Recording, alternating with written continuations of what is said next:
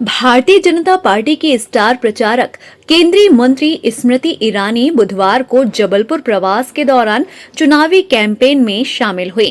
Cantt विधानसभा क्षेत्र में दादा ईश्वर दास रोहाणी के आमंत्रण पर दशकों पहले चुनाव प्रचार में आने वाली स्मृति ईरानी आज भी रोहाणी परिवार के आग्रह को हृदय से स्वीकारती हैं और इसका नतीजा है कि भाजपा प्रत्याशी अशोक रोहाणी के आमंत्रण में केंद्रीय मंत्री स्मृति ईरानी कैंट विधानसभा में चुनाव प्रचार करने पहुंची। सेवा करो, अशोक भैया सेवा करो।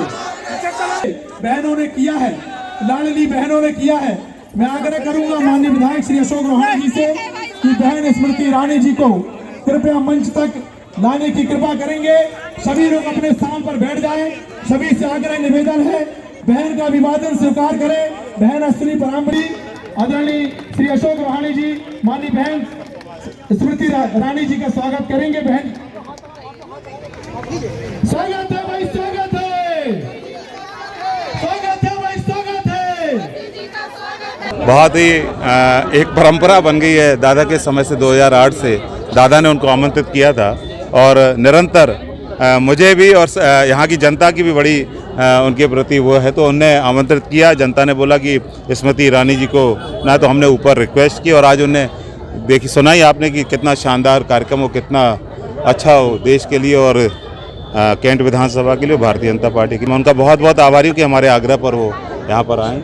कैंट विधानसभा के रांची में चुनावी सभा को संबोधित करते हुए केंद्रीय मंत्री स्मृति ईरानी ने केंद्र में पीएम नरेंद्र मोदी और मध्य प्रदेश में मुख्यमंत्री शिवराज सिंह चौहान की जन कल्याणकारी योजनाओं की जमकर उन्होंने तारीफ की और कहा कि पीएम मोदी और शिवराज मामा तो लोगों के दिलों में बसते हैं। मध्य प्रदेश में लाडली लक्ष्मी योजना से लेकर लाडली बहना योजना महिलाओं के सम्मान और सशक्तिकरण के लिए कार्य कर रही है। के हमारी योजना के अंतर्गत प्रसव से पहले 4,000 और उसके बाद 12,000 मतलब 16,000 रुपया देने की व्यवस्था भारतीय जनता पार्टी ने की। उसी बैंक के खाते में आया कि नहीं आया? लक्ष्मी के रूप में गरीब की बेटी की आराधना कर गरीब की बेटी को लखपति बनाया भारतीय जनता पार्टी ने। बनाया कि नहीं? और सिर्फ बेटी को नहीं, अब तो लाडली बहना भी हो गई है। 1250 रुपया बैंक के खाते में पाती है कि नहीं पाती?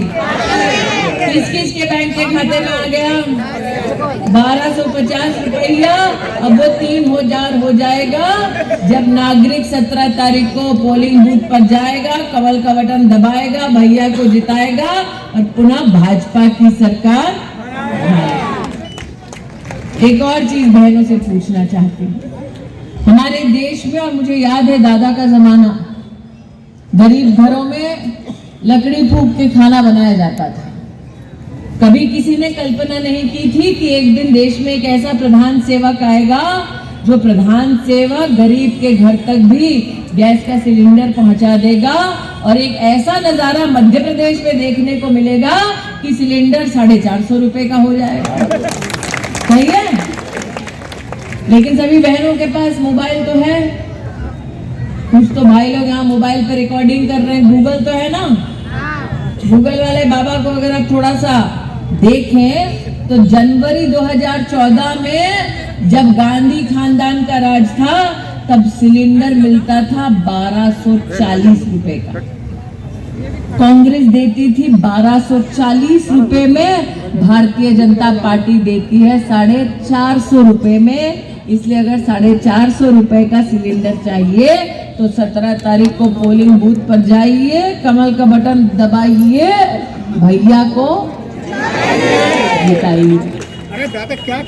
आज आप सब यहाँ पर उपस्थित हुए हैं अशोक भैया के समर्थन में। मैं अभिभूत हूँ कि मैं दादा के आदेश अनुसार उनकी स्मृति में आज पुनः आपके सामने 2008 से लेकर अब तक 15 साल सतत आ पाई हूँ।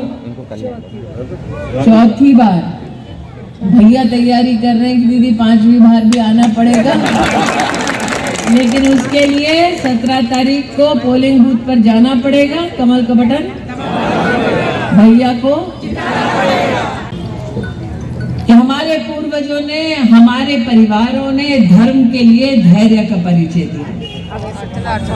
और जब कांग्रेस के पास सत्ता आई तो हमारे धर्म का अपमान करने के लिए, हमारे धर्म को झुठलाने के लिए, हमारे भगवान के अस्तित्व को ललकारते हुए कोर्ट में दस्तावेज दे दिया कि प्रभु राम का कोई अस्तित्व नहीं।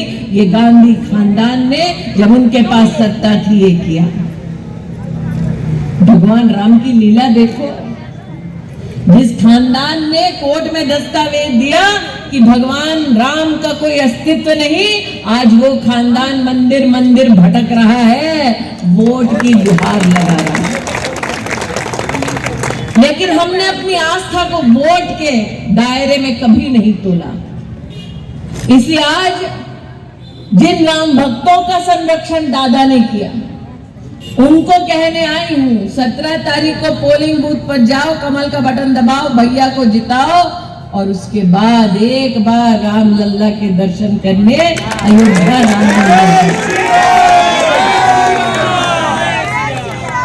अब राम लल्ला के दर्शन करने की लालसा है, लेकिन एक लालच मेरा भी है।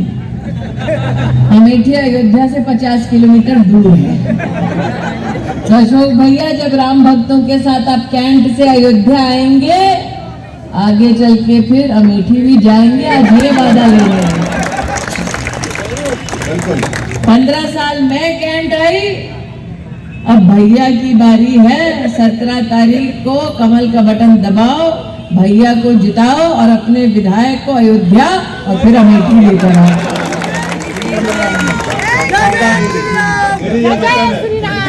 आज विशेष अपनी बहनों से कहने आई हूं।